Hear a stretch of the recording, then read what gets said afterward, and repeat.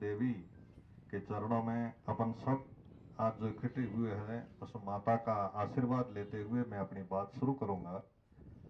आज जो अपनी ये जो पिछली 17 तारीख से लगा करके आज दिन तक जो ये अपने सामाजिक माहौल बिगाड़ने की जो कोशिश की गई, इस तरीके का वातावरण खड़ा किया गया, ये कोई आज की कोशिश नहीं है। ये बहुत दिन पहले से इस तरीके से प्री प्लान चल रहा है और इस तरीके का वातावरण खड़ा किया जा रहा है कि आपस में सामाजिक समरसता कैसे बिगड़े, हिंदुत्व कैसे कमजोर हो, इसके लिए बहुत बड़ी ताकतें काम कर रही है।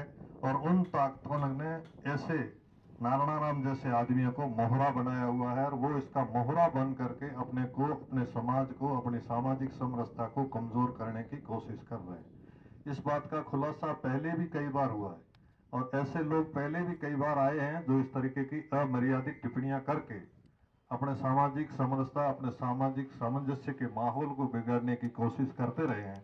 और इसका अगर अपन विरोध नहीं करेंगे, अपन अगर इसके विरोध में अपना सुर, अपने आवाज को बुलंद नहीं करेंगे, तो ये सामाजिक विघटन की तरफ बढ़ेगा और सामाजिक विघटन तो होगा तो अपन बहुत ज्यादा कमजोर हो जाएंगे। और जब अपन कमजोर होंगे तो एक नया इतिहास बनेगा और वो इतिहास क्या बनेगा वो सब अपने अपने मन में अपन जानते हैं। और ये क्या हुआ है, कुछ दिन पहले मैं टीवी देख रहा था, टीवी पे आज तक जो न्यूज है इंडिया की, वो सबसे एथेटिक न्यूज कही जाती है। उसके अंदर एक चल रहा था, इस भीम सेना को फंड फॉरेन कंट्रीज से मिलता है, मुसलमान कंट्रीज से मिलता है। और उसने बाकायदा पॉइंट टू पॉइंट टीवी पे बताया और 6 पॉइंट बताए थे उसने कि फला खाते में इतने इतने पैसे आए। और वो उस चीज का अगर वो अतथ्य बात तथ्यात्मक नहीं होती तो उसका विरोध होता कि नहीं होता? नहीं हुआ कहीं भी विरोध, क्योंकि वो बात सही है।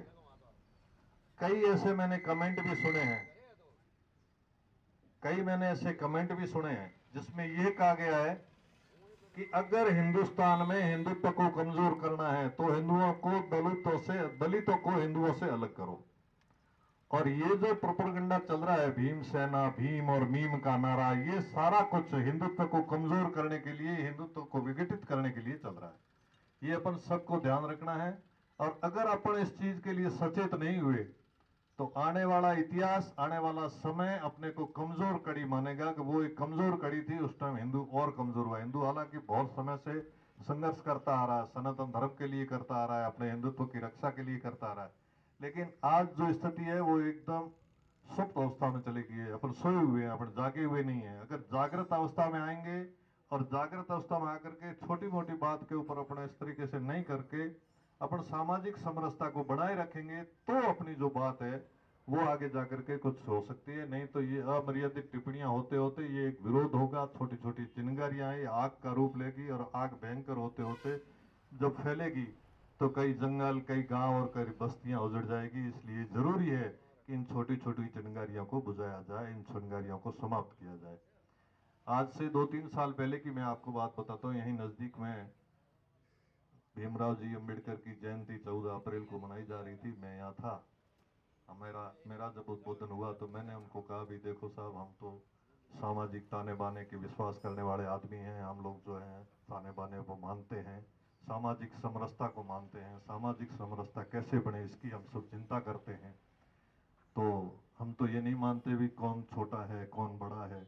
अब विधि का विधान था या जो सनातन धर्म के जो वर्ण व्यवस्था थी वो धीरे धीरे अब समाप्त होगी। एकदम तो कोई समाप्त करना चाहेगा तो हो नहीं पाएगी, लेकिन अब जो है धीरे धीरे इसमें बदलाव आ रहा है और अपन सबको बदलाव की तरफ बढ़ना है। मैंने ये अपनी बात कही सामाजिक समरसता के लिए, लेकिन जब वो समाप्त होने पे आया तो उस जो भीमराव अंबेडकर जी की जो सभा चल रही थी उसका जो मुखिया था वो एक पढ़ा लिखा अच्छा रिटायरमेंट ऑफिसर था। उसने कहा गिरधर सिंह जी, आपने सामाजिक समरसता की बात की वो गलत है।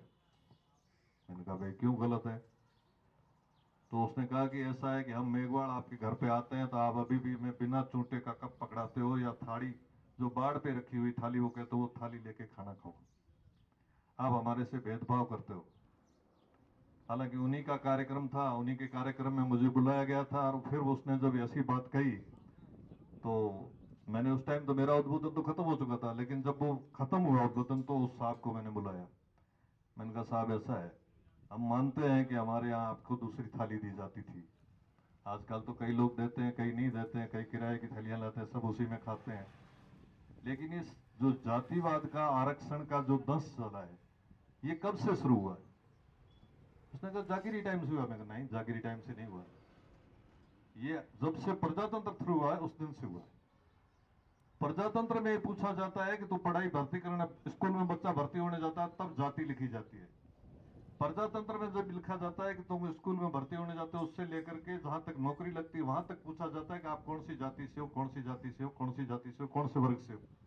इससे पुराने समय में कभी किसी के यहाँ ऐसा बर्ताव किया हो कि तुम कौन सी जाति से? कहीं ऐसा कोई इतिहास में लिखा हुआ होता है कहीं कि ये मेघवाल था इसको आगे नहीं बढ़ने दिया, या ये भील था इसको आगे नहीं बढ़ने दिया? भील हमारी सेना के सेनापति हुआ थे, धंधे मेघवाल हमारी सेना के सेनापति हुआ करते थे, हमारे साथ मरे हैं, रावतानी तड़ाई पे उनके पाड़िए पड़े हैं, पहले भी हमारे साथ लड़ाई पाले से हमारे साथ मरे। हमने भेदभाव किया हो तो उनके पाड़िए हमारे माइत्रों के साथ कैसे होते?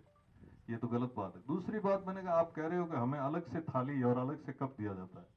मैंने कहा ठीक है साहब, हमारी गलती है, हमें नहीं देना चाहिए, लेकिन कई लोग देते हैं।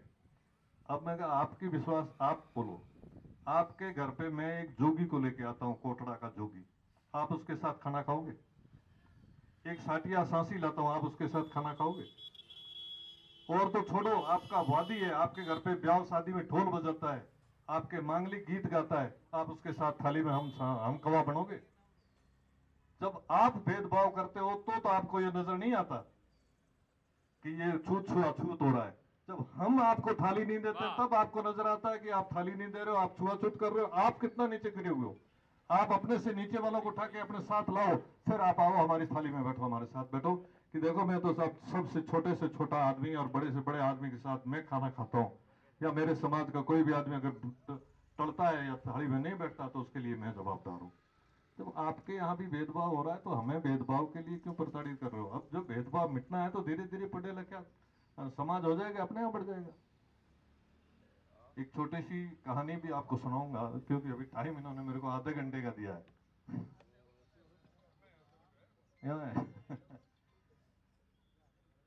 तो अब है तो मैं मारवाड़ी में बोलो। नेपाल मारा बड़ो लड़को पचपदरे पड़तो, जीवराज सिंह मारा काकुसा लड़को भूरजीरो, वो गयो नेपाल छोड़न पचपदरे, छोटो હતો પચપદરે स्कूल में तो नवोदय में। और गयो जो मारा हरखो मेघवाल पूनमेर लड़को, पूनमा मेघवाल वीर हको बड़े भाई लड़को। जीवराज सिंह वो बैठा था, नेपाल है लोग क्या हरखा लोटो भर लिया, जीवराज सिंह पानी पाल क्या? जीवराज दिठो तो हरखर लड़को ओळखो क्या के नेपाल क्या? ए तो हूँ हरखे मेघवाल छोकरो ओळखो, अहीं दे मेघवाल ने लोग पानी पाओ।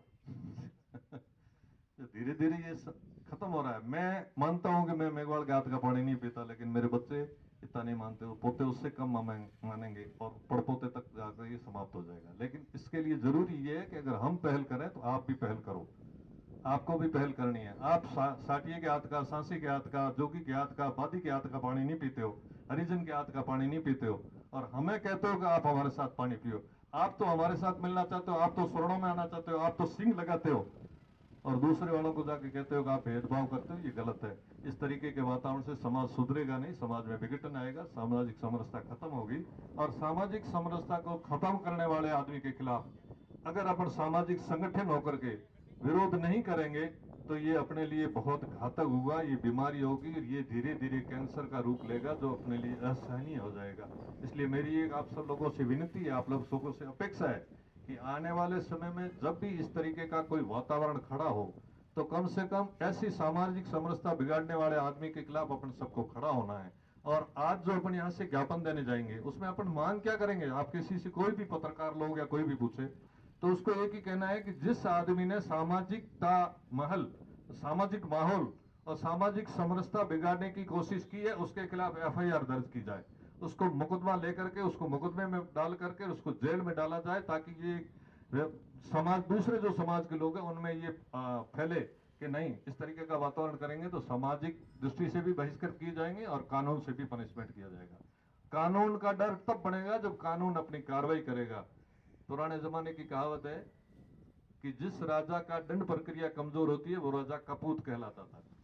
और आज ये अपन मानते हैं कि आज की अगर दंड प्रक्रिया सही नहीं रहेगी तो ये लोकतंत्र कमजोर हो जाएगा, ये प्रजातंत्र कमजोर हो जाएगा और भारत में अराजकता फैल जाएगी। जो लोग फैलाना चाह रहे हैं उनके वो अपने मंसूबों में कामयाब हो जाएंगे। इसलिए उनके मंसूबों को कामयाब होने से रोकने के लिए अपने को सामाजिक संगठन और कानून को सख्त होना पड़ेगा। सामाजिक संगठन की मजबूती करते हुए, ऐसे लोगों का विरोध करते हुए, कानून के साथ चलते हुए, कानून ऐसे लोगों को ज्यादा से ज्यादा सजा दे, कानून ऐसे लोगों के साथ सख्त से सख्त कार्रवाई करे, यही आज अपनी मांग होगी। और जब तक कानून इन लोगों का साथ संगठित लोगों का कहना नहीं मानेगा या अपने सामाजिक लोगों का कहना नहीं मानेगा और ऐसी अमर्यादित टिप्पणियां करने वाले, सामाजिक समझता बिगाड़ने वाले या सामंजस्य को बिगाड़ने वाले लोगों के साथ कानून जब तक कठोर कार्रवाई नहीं करेगा, तब तक अपन जो है आंदोलनरत रहेंगे, आंदोलन करेंगे और इस मैटर को आगे बढ़ाते रहेंगे।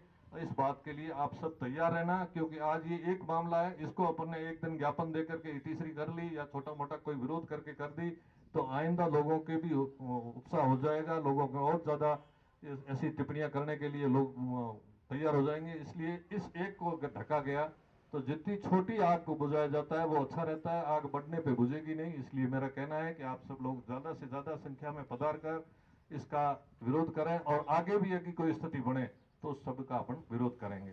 आप सबने हमारा जो साथ दिया, अपने समाज का साथ दिया, आप सब लोग बहुत अच्छे लोग हो, बहुत एक्टिव लोग हो, बहुत संघर्षरत लोग हो। आप सबको मैं धन्यवाद देता हूँ कि आपने यहाँ पधार कर, आप सबने यहाँ आकर के और आज जो हिंदुत्व की भावना उजागर की है और देवी देवताओं के खिलाफ जो अपरिहार्य टिप्पणियां करी है, उनके खिलाफ जो विरोध प्रदर्शन किया, इसलिए हम सब लोग जो यहाँ बैठे हैं, विशेषकर गुरुजन और यहाँ जो बड़े बुजुर्ग लोग हैं, वो आपसे ही अपेक्षा करेंगे कि युवा पीढ़ी ही आगे आएगी तब जाके कुछ होगा। और मैं सब युवा पीढ़ी को आज आप यहाँ पधारे इसके लिए बहुत बहुत धन्यवाद देता हूँ, आपका आभार प्रदर्शन करता हूँ।